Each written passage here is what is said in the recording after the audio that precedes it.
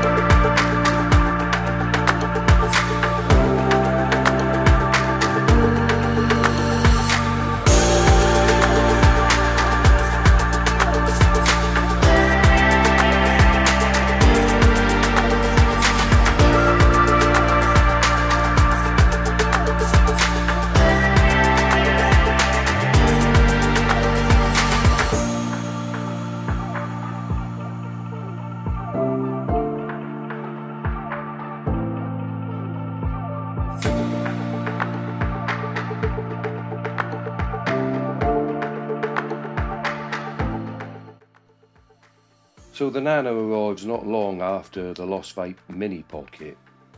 This time there have been a few changes. The battery capacity has been reduced to 800 mAh.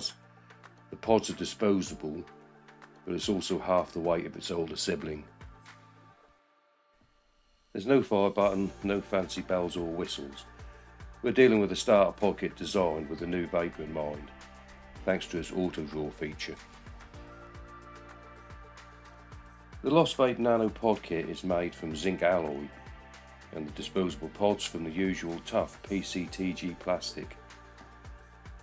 Filling is easy with the side mounted silicone gasket, with the pods themselves said to be leak free. There's an adjustable airflow slider on the side of the battery section. When wide open will give a restrictive lung hit, even though I think Lost Vape are aiming this one at the mouth to lung user. And since there's no display, the kit relies on a single built-in LED that will illuminate to show current battery strength in green, blue or red, and this all appears during the inhale.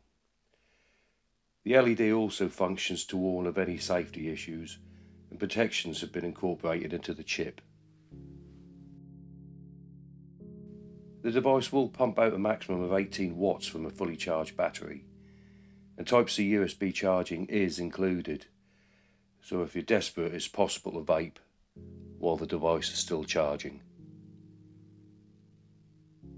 Let's move on. So let's just have a closer look at the disposable pod.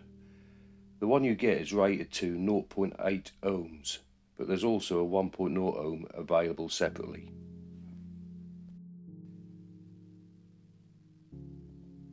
You can see that the bottom half of the pod is frosted, but viewing juice levels is still quite easy.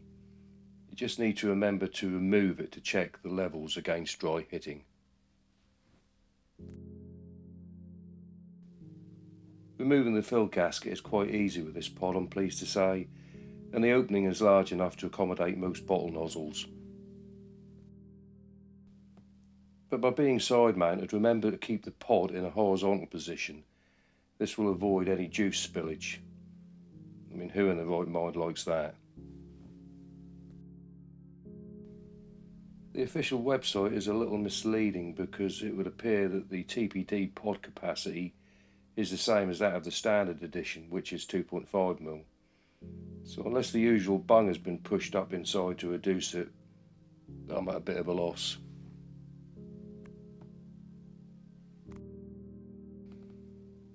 Anyway, as you can see, I've taken a little bit of time in filling this.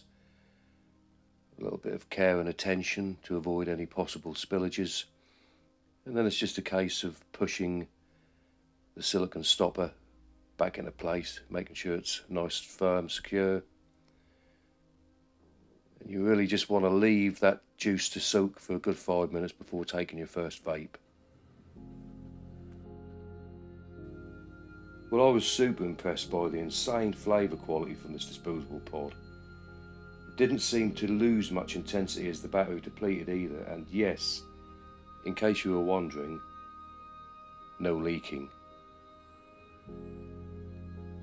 Thanks for watching guys, and catch you on the vape side. Okay, excuse the socks in the background. Let's do the drop test.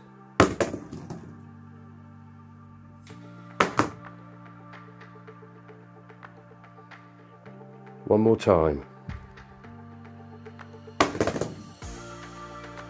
Yep, intact.